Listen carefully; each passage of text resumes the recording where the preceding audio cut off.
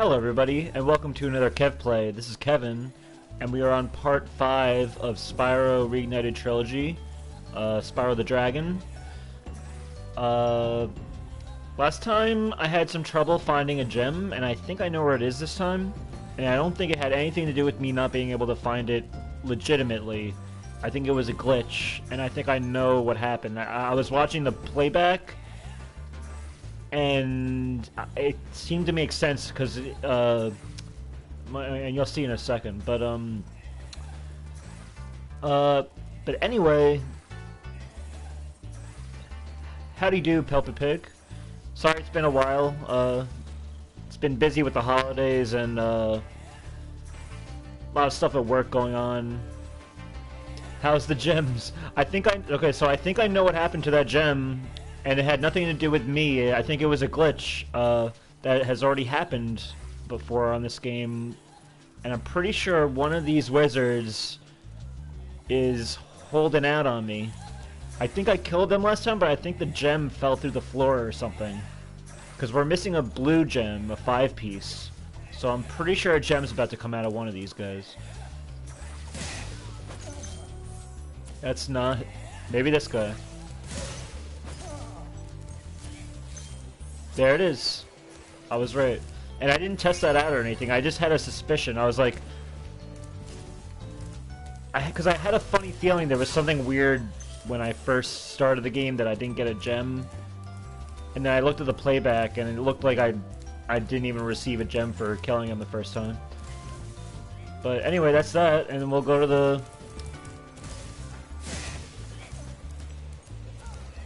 I know, I found it in a second, right?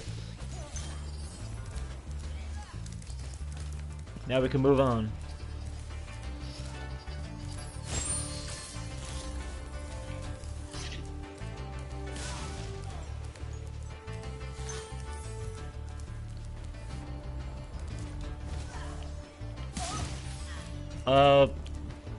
Yeah, so last time we were just getting through this, these magic crafters levels. I had a nice Thanksgiving with my family. I went to my uncle's. I know it's been a while. I know the Game Awards are coming up. December 9th, I think. So that should be exciting.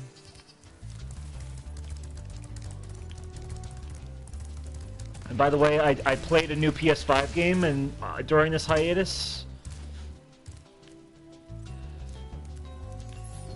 Oh, you don't? I'm sorry.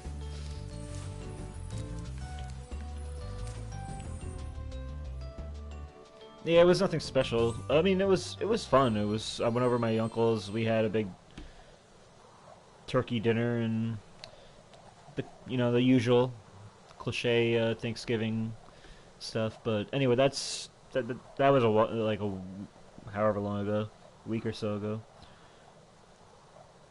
Week ago. So the new PS5 game I've played is Ratchet & Clank Rift Apart. And I enjoyed it very much. It was a very quick game, and I was surprised by how easy it was. I played on normal difficulty, and yeah, it was a fun game though, and it was challenging in parts. But I kind of was a little disappointed when I got to New Game Plus and realized I don't need to play New Game Plus in order to get the platinum. I mean, I was able to get, like, all the weapons. I think the only trophy I still have to do is get all the Kreger bears. Which is, like a random, like, bear that's hidden in each level. It was short, but it was, like, I was, like, so psyched to do a New Game Plus, because with Ratchet & Clank 3, when I got the Ratchet & Clank, HD trilogy for PS3, like, those games like really make you grind and really work for like those extra New Game Pluses with the higher difficulty and all that. So I was expecting that this time around. Like with Ratchet & Clank 3, I must have done like 3 New Game Pluses just to get like the amount of bolts I needed or whatever. And I still have to platinum that game, but like I was expecting a little bit more of a grind from this game, but I guess they wanted to make it more accessible for everyone, for those trophy hunters, I guess. But I honestly would have kept playing.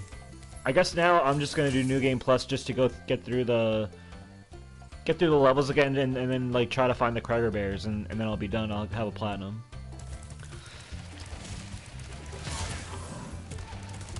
I really enjoyed it though. Like it really and especially since I've been playing this game, like Spyro, even though it's the Reignited Trilogy, it felt like, you know, I'm playing kind of like the start of my Insomniac, or like, I mean, Spyro really was like kind of like the start to Insomniac, even though they had some games like a Doom knockoff game or whatever before then, and some odd games. But it was fun. It was just interesting to play an Insomniac game in 2021 and be like, wow, this really, like, I'm playing a game from the Spyro guys. Like, it felt like, even though I'm sure it's not really the same people really at this point, but like, I was like, this feels like I'm playing a new even though it's not Spyro, it felt like I was playing a new, fun, like, soon-to-be classic platformer. I really enjoyed it. And I'm glad that, like, I know that Ratchet and Clank Rift Apart, like, compared to, like, the original PS2 games, it's not it kind of loses a little bit of its edge that it used to have with kind of like the adult, like the innuendos and all that, but like I still felt this game did a great job of like kind of appealing to an older audience while still being a kids game and kind of being cute, a very cute kids game. They're definitely firing on all cylinders. Like, I mean, so far, like, you know, between Spider-Man, Miles Morales, and this game, these are, like, Insomniac's pretty much leading the charge when it comes to first party with these launch exclusives for PS5. Even though Spider-Man is a PS4 game, like, I experienced it on the PS5 with the Ultimate Editions, but nonetheless, like, and then they're coming out with Wolverine and like Spider-Man 2, and you know, maybe like, you know, like a rumored Resistance revival, but they really are definitely stepping their game up. I'll go to Wizard Peak here. I still need to play Yeah, I still have never played Sunset Overdrive. Is that game for the 360? Because I have a 360.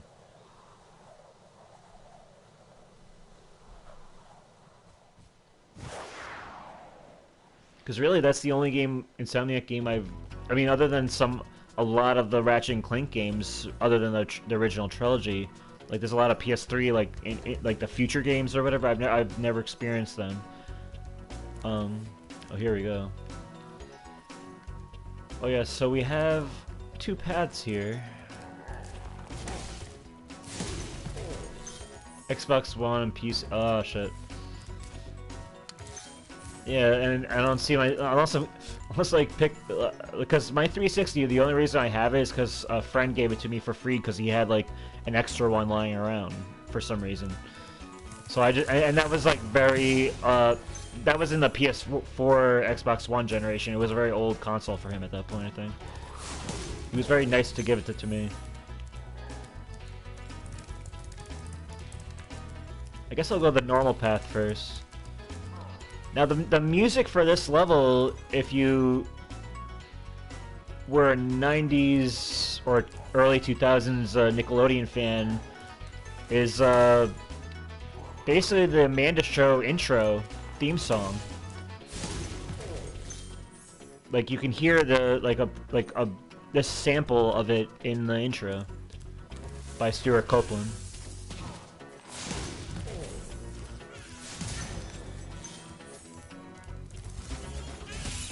Oh god.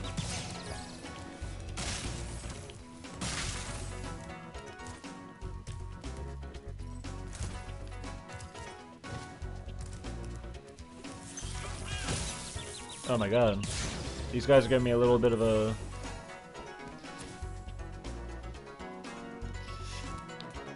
Yeah, that? I'm debating whether to get a night, because I need a new laptop regardless. So maybe a gaming laptop, but also I'm still toying with the idea of getting a Steam Deck.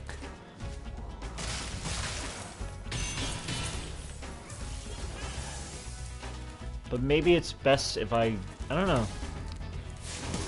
Maybe it would be better just get a laptop instead of a Steam Deck. Oh wow, I died. I'm trying to think.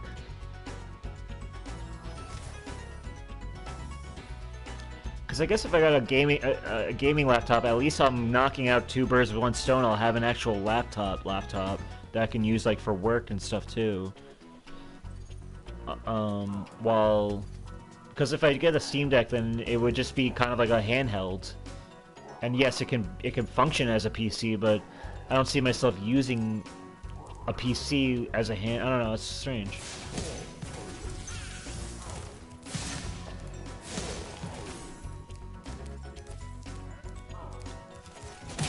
Oh my god, these guys are quick.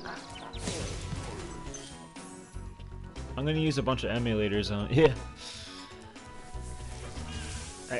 Like pretty much like all of my friends game on PC. They don't use console. Oh my god, I'm losing my mind here.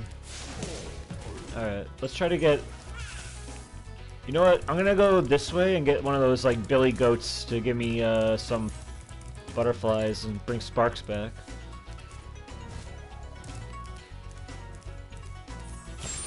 There we go. Yeah, I might as well just go this way first. This little area here used to be like a very hidden area for me. Like I used to search this level like back and forth, you know, like up and down, trying to find out where all these missing gems were, never knowing it was at the start of the level if I just turned left.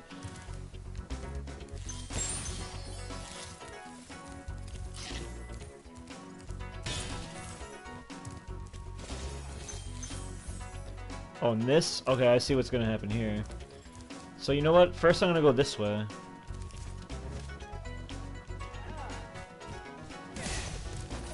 Because this is another hidden area that used to throw me for a loop. Oh, excellent! What did you think, like, about each game overall?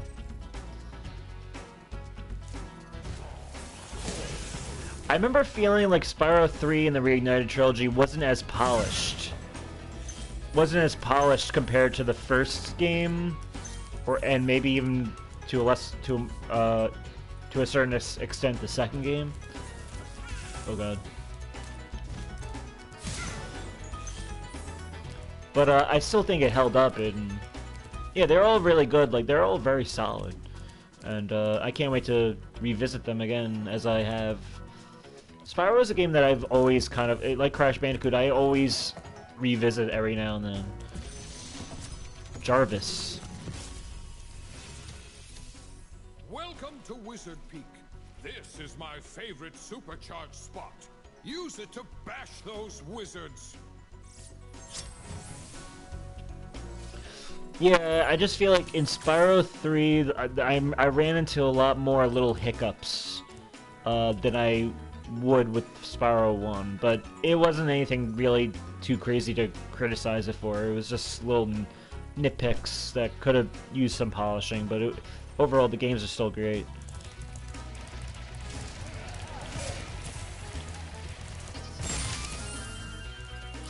So 1-up.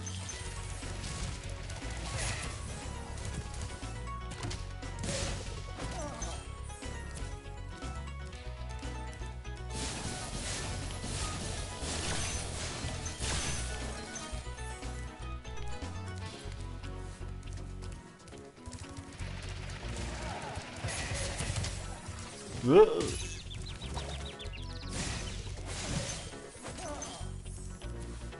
These enemies are on the Spyro CTR track, battling it out. And I did the Crash 1 time trials. Oh, so you never did them? I think I did.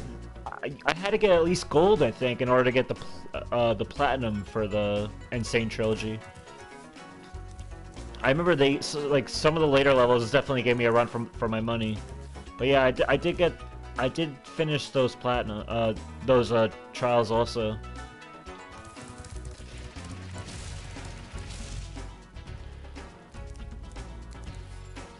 Now here's an area that used to throw me for a loop. It took me forever to realize that Supercharge can be... that this game works like with like kind of like a... has a certain physics engine where, like you would imagine, and the more momentum you can create, the more like liftoff and like speed you'll get. So I remember as a kid it took me forever to realize that I needed to use two of these hills in order to clear this next gap. Because I would always start from here only, and then it would screw me up. And that's how you do that.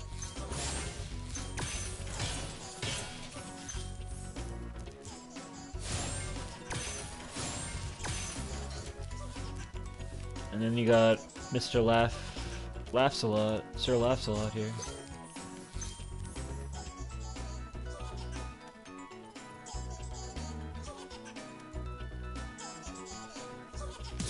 Boom! That's gotta hurt.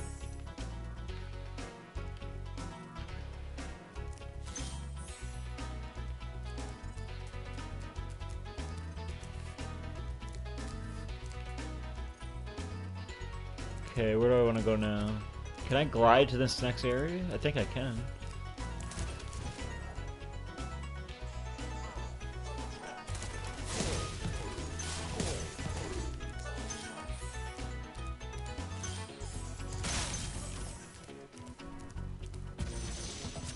Hexus. Well done, Spyro. Thank you for releasing me. I heard that, yeah, there's a Warner Bros. Kind of like a Smash, which seems a little bizarre because I don't know. I feel like it's just a bunch of random intellectual properties that Warner Bros. Owns. So like you're gonna see like Shaggy versus Superman, I think, right? Shaggy from Scooby-Doo.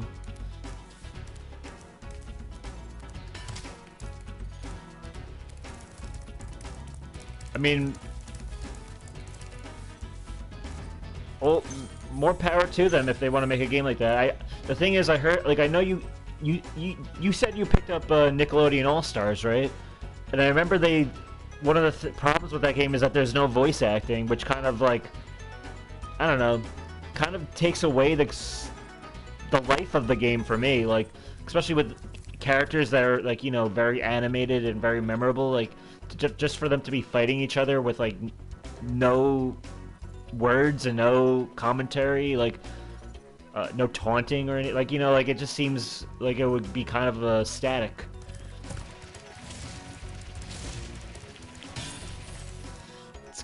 It kind of kills the game for me. Like, I feel like I would enjoy it so much more if they kind of just went committed to it. I think I need to use two charges for this next jump.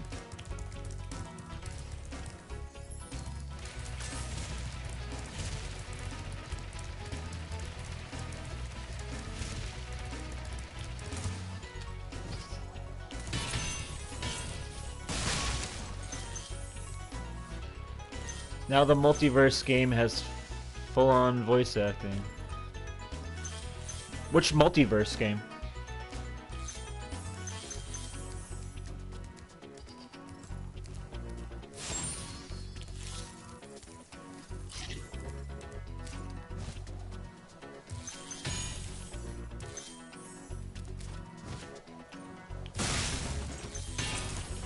I love how they put a charging crate here, a steel crate, to give you a little anxiety that you might fall off by accident. Oh, the Warner Bros. Game, right. Now, here's the thing about Warner Bros. That I'm very excited for, and it's a rumor, but it's getting a lot of traction right now, is that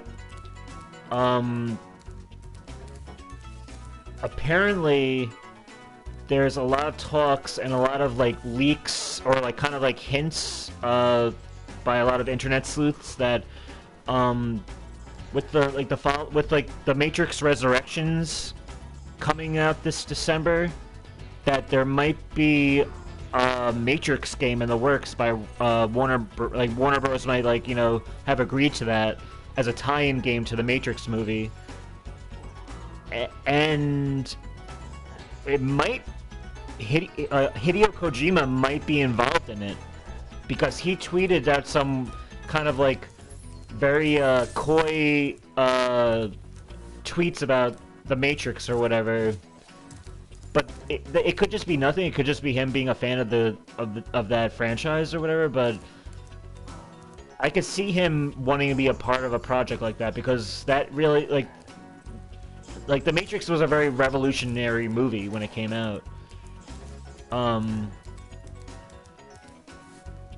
I know it opened a lot of people's minds, and it seems to fit in line with what Kojima does with his games in terms of like expanding how we play our games and kind of like thinking outside the box and the like. So if there's something at the Game Awards, if like Keanu Reeves comes on stage and it's not a Cyberpunk thing, and it turns out that there's going to be a Matrix game, because there has been a Matrix game that was a tie-in to the Matrix Reloaded back in 2003, and that was Enter the Matrix. I actually own that game, and that game is supposed to be considered canon to the universe, to the Matrix universe. So I could see them, I could see Lana Wachowski, who is the director, wanting to kind of like revisit that kind of like cross-medium experiment. If there's something at the Game Awards about that reveal, then I'll definitely be excited. But as long as it's something, as long as it's like we said, like one of the Crash games or Spyro 4, like Wumpa League or Tony Hawk, or this Matrix game, like just give me one, and the Game Awards will be a success in my opinion.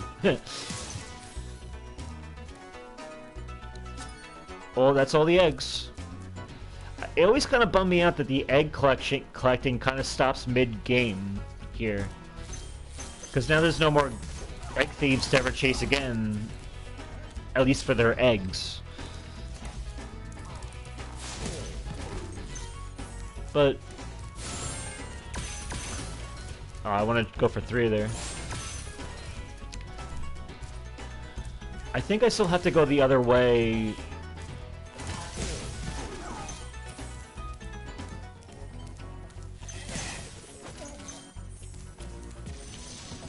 Lucas. Like Lucas Cullen, the Killzone Shadowfall protagonist. Listen carefully, Spyro. There's a secret area in the Artisan's home world near the waterfall. Try jumping on the stones there. Artisan's home world? Waterfall. Sounds good. Now there's our hint for the waterfall in Artisans, which we already did. But yeah, Activision has a lot of problems right now.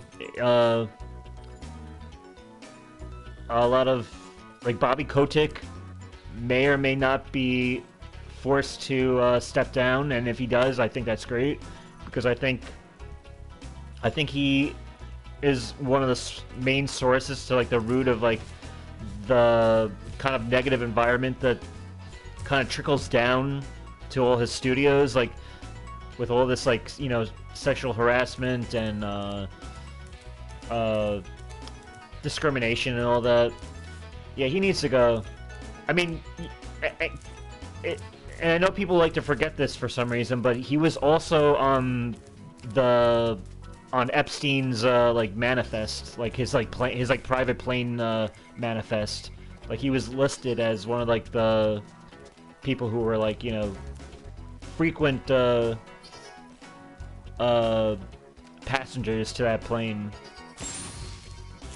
So I would not be surprised if there's something much deeper and darker going on with that guy than what has already come to light. But at the same time, I feel bad for the people who work hard there and are just trying to get by, you know? There's a lot of great talent at these studios owned by Activision, and it's kind of... I mean, I think it's great that they're holding strikes and walking out and calling for resignations from all these people. Like I said, like Vicarious Visions Jen O'Neill, she stepped down, and then it was actually revealed that she was unfairly paid. Like, she was a co-lead on Blizzard, and she wasn't being paid as much as her counterpart, her male counterpart. And she was also kind of being marginalized for her race, for her orientation.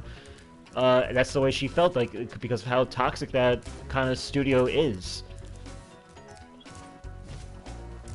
It's just a mess, and it's a shame because she's such a great talent. I'm glad she got away from there. Even Toys for Bob called him. I'm glad that. I know it's more of a, you know, it could be seen more as a PR move, but I'm glad that PlayStation, Xbox, and Nintendo told them to get their shit, basically told Activision, you better get your shit together, and kind of hold them out publicly and said like, because especially PlayStation, because they're very close partners with Activision. Like, a lot of like timed exclusives with Call of Duty, and like a lot of there's a lot of like kind of like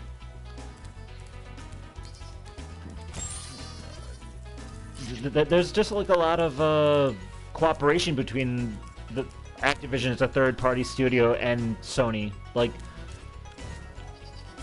I mean, like, even with like CTR, like, or whatever, like, you got like exclusive skins and stuff, and like Activision's usually always being announced. Their stuff is always being announced kind of underneath the PlayStation umbrella, even though they, you know, they're not owned by them or whatever. But like. But then again, I don't know. I mean, honestly, if Activision was stopped, there's pros and cons for the consumer. Not that I, you know, want to be selfishly thinking about myself in this, but one, you know, these games like Spyro, Tony Hawk, and Crash would kind of, I mean, maybe the developers could go independent and be able to make them. Maybe, I don't know. But at the same time, then you don't have Call of Duty like monopolizing the first-person shooter genre, and maybe like something good can come out of that. But at the end of the day, I don't think Activision's going anywhere. I think there's going to be some appropriate consequences for a lot of people, and then the next Call of Duty is going to come out, and then people are just going to forget, and money's going to talk. People are going to vote with their wallets, unfortunately. Alright, so we got everything here, I think, right? 100%. This is a level that, as a kid, it gave me a lot of trouble, because there's a lot of things you need to learn. Like, there's that secret area in the beginning, if you look to your left. There's a secret glide that you gotta do. There's you have to be able to know that you gotta supercharge twice down these ramps to get to two of the islands. So there's a lot of things going on this level, but once you kind of know what to do, it's pretty simple.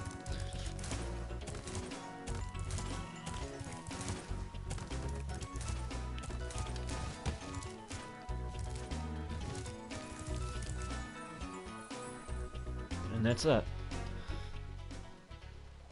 I know Jeff Keighley said, I think there was not that I like Kotaku as a like a media outlet, but there was an article with him where he's saying like he has to kind of like acknowledge that there's discrimination and stuff going on and bad shit going on at Activision, but he's not going to like sever their relationship, because I'm sure there's going to be a lot of announcements by Activision related games at the Game Awards, and he doesn't want to like sever that relationship.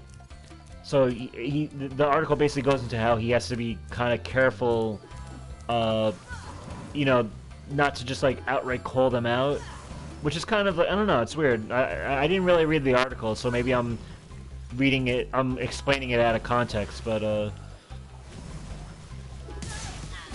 I've heard the Game Awards is not going to take, yeah, that's what it is. It's not going to take sides on the Activision thing, which is kind of like, you know, you are kind of taking a side. Like neutrality is like when you don't speak up for kind of like, you know, these like malfeasance that's going on. Like you're kind of, you're not helping, you're not hurting, but it's like, I don't know. That's the thing, yeah. I mean, I feel like it's strange if you don't, even even if I was Bobby Kotick, I'd be like, why are you like you if I was Bobby Kotick as president, I'd be like, Jeff Keighley, please call us out so that you don't look like an asshole, and then like it's weird, like from a PR perspective. I feel like I feel like Activision would expect that from any of their partners to call them out and not make a big stink about it, because they deserve it. If they severed any ties with Jeff Keighley over calling them out over this stuff, then it only makes Activision look bad. So it's not gonna. I don't think it would ever ruin their relationship. Exactly. But the difference there is that Konami hasn't made like any significant game since like the last Metal Gear Solid. I think they made a card game or something, or like a Metal Gear Solid card game. I think they knew pretty much that Hideo Kojima was the talent, and since he was out of it, like out of the company, like Konami was just like nothing. But Activision is the moneymaker, and money talks, and I think that's I don't know, it's kind of spineless that he's not really like kind of like saying anything, but whatever. That's his prerogative, I guess. I'm not gonna like I'm never gonna buy an Activision Blizzard game. I've never bought one in my life anyway. So it's kind of easy to. So it's not really a protest, but I think I have all the levels here, right? Isn't there? Yeah, there's a flight level I should do first. But what was I saying? But yeah, like after, because a lot of this came from Blizzard mostly, and I'm sure it happens in the other studios also to a degree. But I don't see myself ever getting a Blizzard game. Like even if it was a game I like, I don't think I could do it. But at the end of the day, it's like I don't know much about what was going on behind closed doors when it comes to, say, Toys for Bob or any of like the like Beanox or like, you know, like I'm sure there's some weird stuff. Like I'm sure if it's happening at Blizzard, it was probably happening to a certain degree in the other studios, just because it's Bobby Kotick at the top, and I feel like he sets an example, and I think it trickles down. I think, you know, but it's all speculation, really. So, Crystal Flight.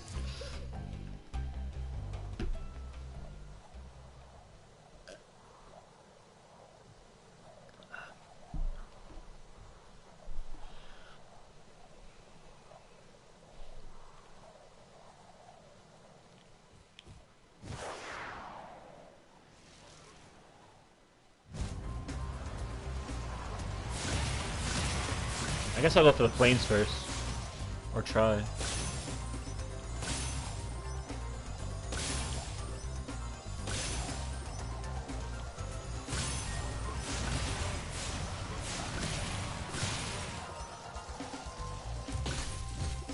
I'm kind of winging this one. Literally. I mean, pardon the pun. I feel like there's a better way I could have done this, but we'll see. Maybe I'll look out. Oh, we have a fairy with an arrow. Tell me. Okay, that's good. Hopefully I can find a plane somewhere. One of those loose planes I left. I think that... Am I missing some? Oh, chess.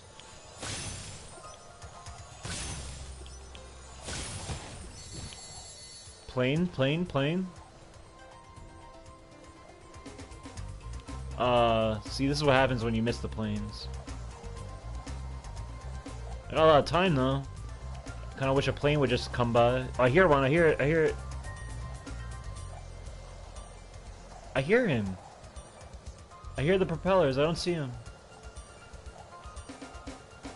Oh, man. Alright, I'll try that again. All I can say is Bob needs to go. That's yeah. That I'll agree with. Is that?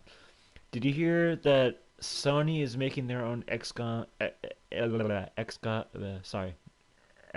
Game Pass? I saw something because I follow MBG on YouTube also, and I saw that he had there was a thumbnail about them talking about that, and it was kind of like Sony's answer in quotes to Game Pass. So I don't know what that's about yet, but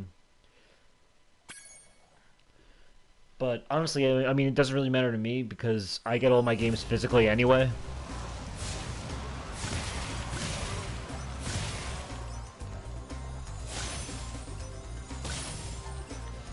Like, I've never used PS Plus. The only reason I use PS Plus is so I can play online games online. I've never really cashed in on like the free digital games that they give you. Which I know sounds silly, but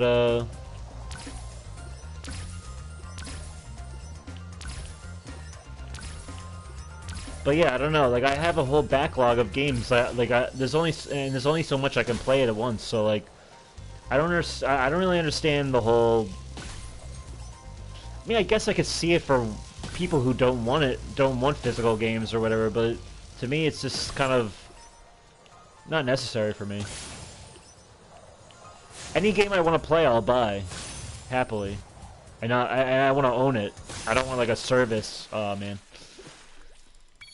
Let me try again. I think I gotta knock these planes out first.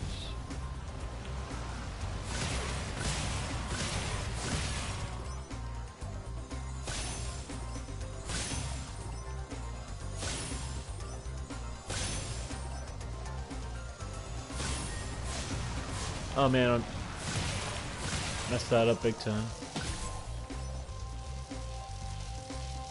Let me try going around again. Grab these. Oh, why'd I do that?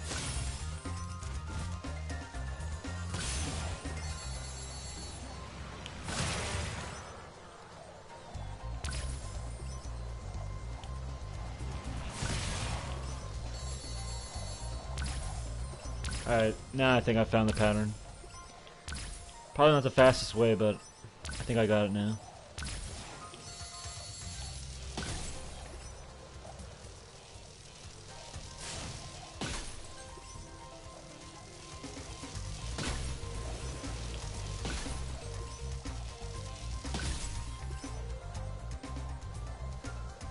Did I miss something?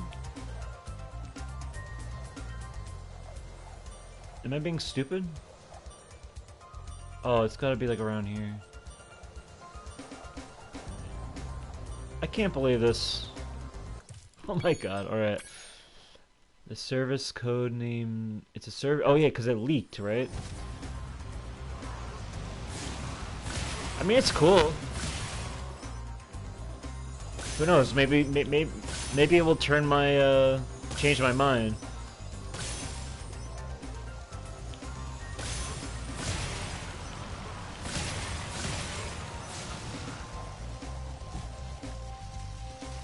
Oh my god, I'm screwing these up. It's gonna have PS4, PS3, PS2, PS1. I mean, I guess it's their answer to backwards compatibility, because older games like that, very older games, can be harder to find, so maybe that can appeal to me.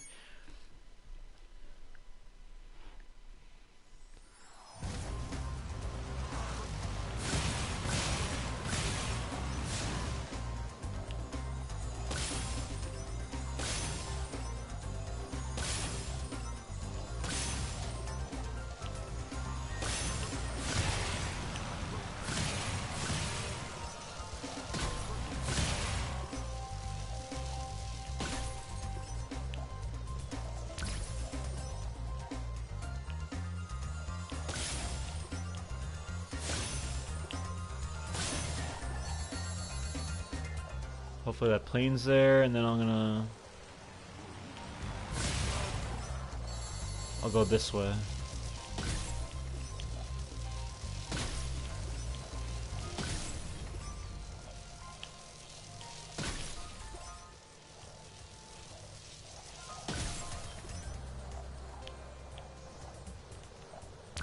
Where the hell is that other, arc?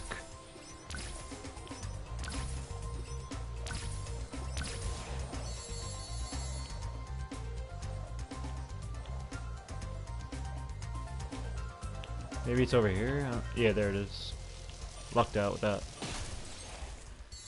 Alright, there's that.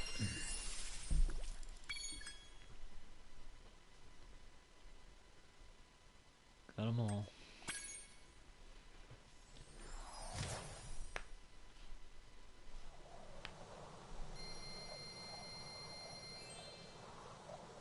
So, how's Crash 4 going? I've been chiseling away at it. I mean, like, it's like I get the odd gem like every week. It comes down to like I'll play like Toxic Tunnels and try to get a gem or something, and it's going. I mean, it's happening, but I think I did get like a time trial done. I forget which one. But there's a lot to. Oh, yeah. Yeah. I mean, it's been very slow, but it's happening. I mean, it's fun to just like kind of return to, put a podcast on or something, or like music, and kind of just play the game for a couple hours and be like, okay, I got something out of that. So. As long as I'm still playing it, like, you know, it's kind of why it's nice that there's kind of been a hiatus with these Activision kind of remakes, or like, you know, like the whole like Crash Bandicoot, Spyro, Tony Hawk Train that's been going on, because it's given me more time to kind of like really just like absorb, like kind of just like marinate myself with Crash 4 more, and I enjoy it, so I just don't see how people were able to crunch their time and really have so much patience to like get the platinum within like the first year. It's just like there's so much like time and dedication that goes into it that I just feel like these days I lack these days.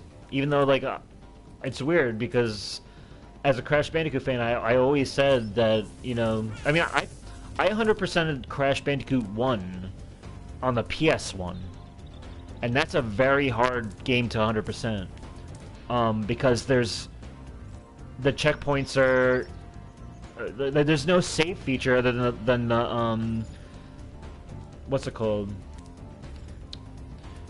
Putting in a code in order to save your game or whatever. Or there is a save, I think, but like it's like you have to like play like 3 levels in order to get to a save point. And like checkpoints don't save your box progress. So it's very, very annoying. You basically have to beat each level, getting all the boxes without dying. Which is something Crash 4 asks of you. But still, I don't know, it's definitely a tougher challenge for me.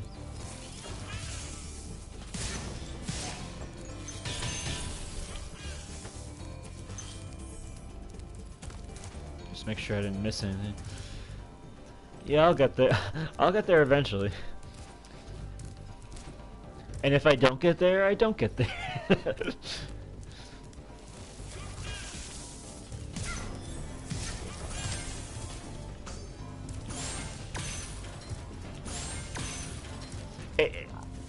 And it's like, part of me wishes I could stream that game from the beginning as a 100% playthrough, but it's like I can't do it because there's no way, even if I was able to do it the first time, there's no way I would ever stream a 100% run again, because it's just so much.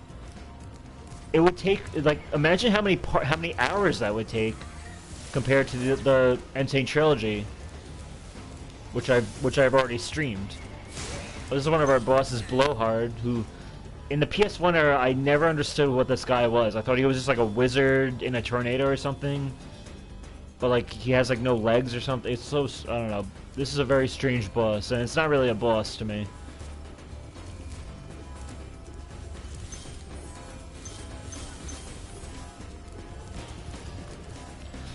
And it makes me wonder, like, is Spyro 4 gonna be like a harder...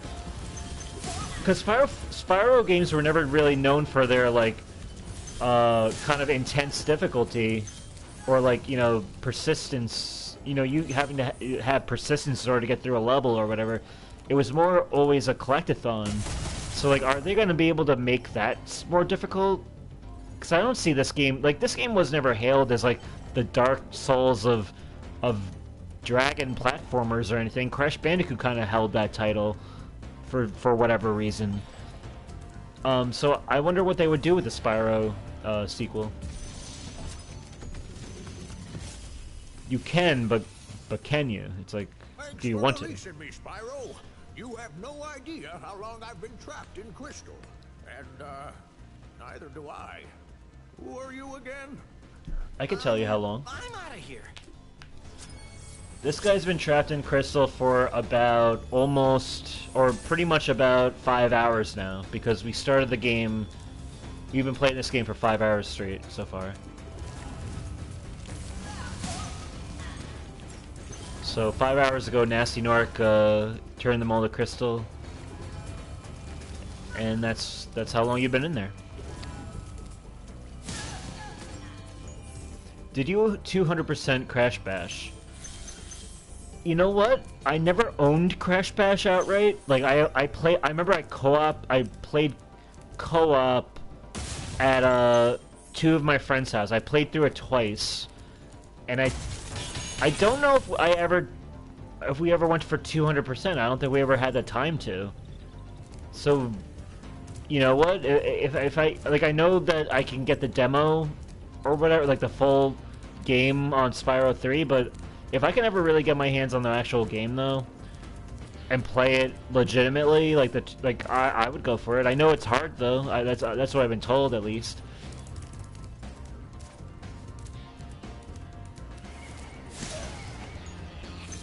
Hehe. That's why I'm wondering if Wumpa League's gonna be, because there's speculation that it's kind of gonna be like an expansion of Crash Bash. Like Crash Bash is gonna be at the core of it, but there's gonna be like more game types and stuff, and they're gonna expand on it to make it a more, you know, probably a $60 type game, valued game or whatever. Oh, here's my final boss fight here. Got him.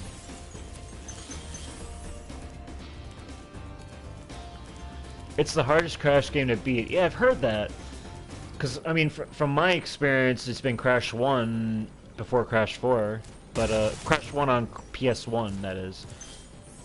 Alright, we got everything, I think. Old dragons, right? Yep, 100%. Alright, we're ready to go on to the next, area.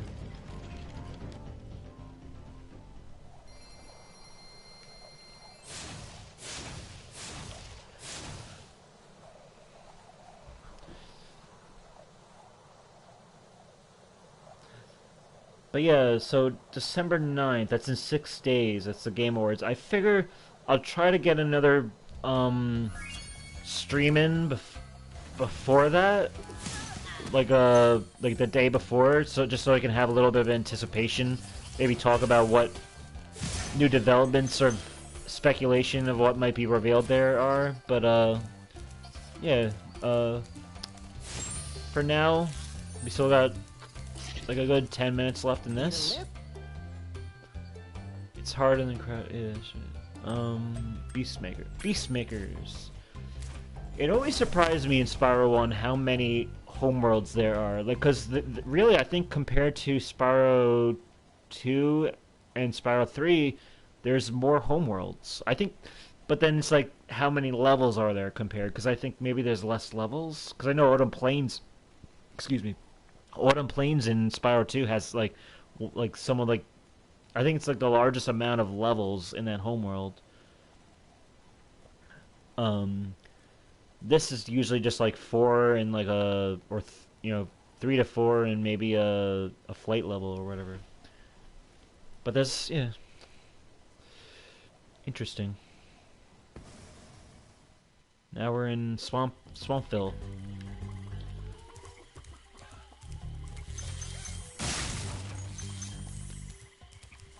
I think Beastmakers looks really cool in the Reignited Trilogy.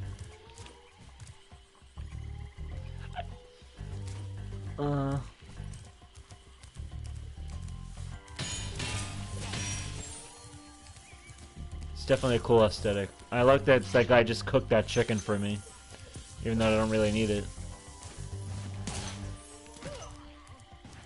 See if I can get this guy like this. I don't like that the electricity lingers after I've killed him. I wish they would kind of reward you for like making the glide and then like charging him. I guess let me get that other chicken.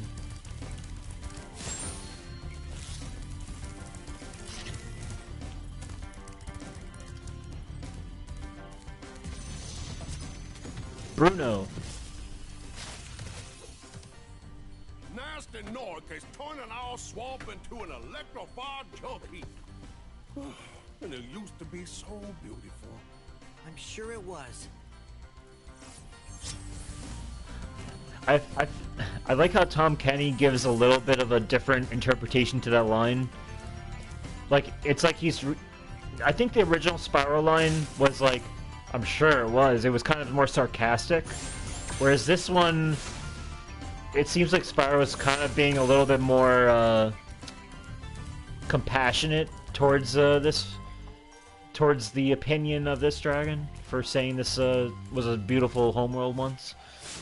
But it's little artistic liberties like that where the voice actors kind of change their deliveries.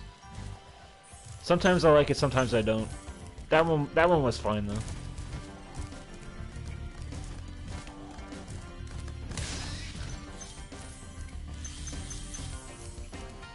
Misty Bug. Let me hit this dragon.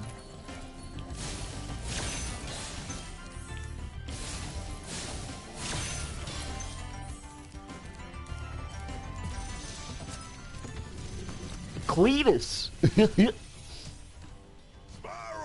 it's great to see you, but I gotta go. That guy, like, he sounded like he was gonna hang out with us and it was gonna be a fun night and we were gonna get some beers and maybe play a little,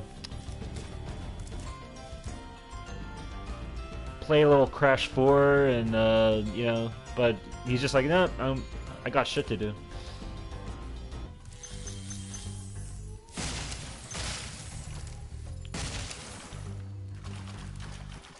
Well, it's nice that they give us some water to walk on instead of drowning in it for once. Oh my god. See, I've been playing Ratchet and Clank Rift Apart so long that this looked like it looked like that what is it? That raritanium? Like the very blue like shard crystal like stuff. But I think it's a skill point to get these things. To destroy these, huh? That's interesting. It's like, this isn't an Insomniac game, so Activision wouldn't have known to kind of like tease the idea of raritanium from Rift Apart, but it seems similar.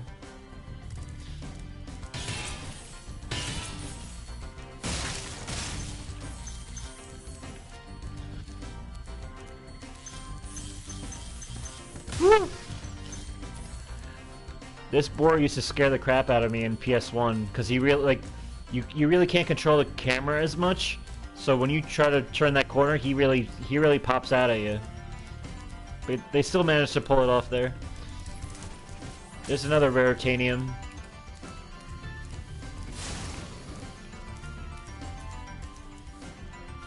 This was a cool thing about the Reignited Trilogy, is I like doing the skill points that never existed in the original game. Kind of brought another layer of task challenge to do that I always appreciate in a game like this. Have you seen the new League of Legends show? I have not. But I have a friend who's a very big fan of League of Legends, or they still play it today.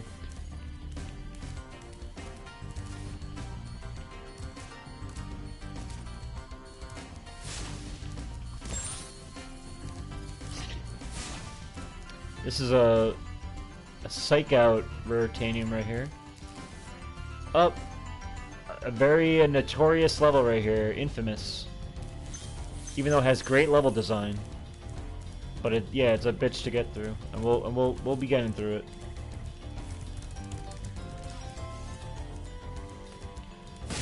But no, I didn't see the League of Legends show. Is it any good? I never actually played those games, so I wouldn't know much about it. Oh, I think I did hear about that Arcane. That sounds familiar. It's really... You don't need to be a fan of the game to watch it. Okay. I like it when a show does that. Like, if a show can stick true to what it is and still be entertaining and appealing to like newcomers, then there's a certain level of success there that I appreciate. Rock out.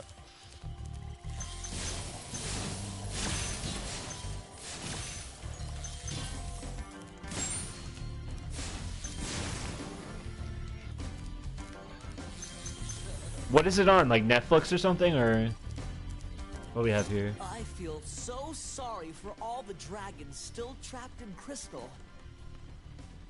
You and me both, buddy. Maybe once you've rescued 50 dragons, I'll feel a little better. It's nice to get to a homeworld and have the balloonist give you a challenge that isn't already done. It always annoyed me how, like, as a completionist, I go through every level trying to complete stuff, and then, like, when you get to Magic Craft or, like, Peacekeepers or whatever, you already have, like, all the, like, the gems or whatever you needed to get to the next area, or you know, and even when we were in Magic Crafters, we were already ready to go to Beastmakers. Like, I like it when there's still a little bit more of a tug and pull and like more of a collectathon to do that's required for the game progression.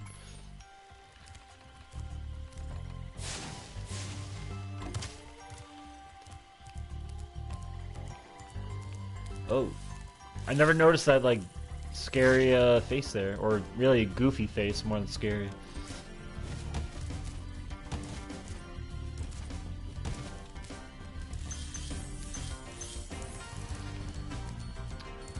Some more Raritanium.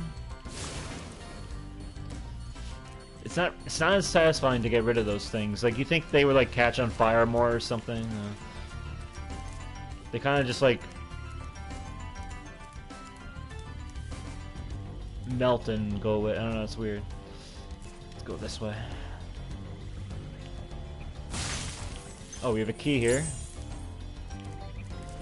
And more stumps.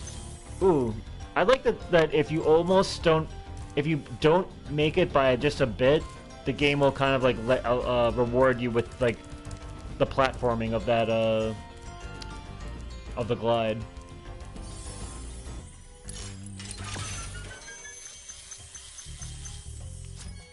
Okay, I think we got everything for this area. Beastmakers, hold on. Nothing there, right? Alright, so next time we will do not treetops. Well, maybe we'll get to treetops, but we're not starting off with that one. I'm sure I'll be able to get through it though. Easily. I think we'll do this one, whatever it is. Oop.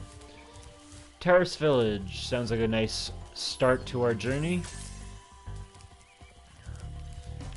Alright, I guess we'll call it there. Puppet Pig, it's been a pleasure. For anyone out there that wants to take it upon themselves to like, comment, or subscribe, you you not only do me a you not only do me a favor, makes me happy, but you get to be in the know of when the next episode drops. So, and yeah. So yeah. In the meantime, stay healthy. Stay. What's my closing line again? Oh, it's stay healthy, keep a clear head. There's something else. Keep on gaming, but there's another one. I don't know. I can't remember. I guess my head's not clear. Alright, well, have a good one, Papa Pig, and I'll catch you, all of you, next time. Spyro the Dragon Reignited Trilogy. Peace.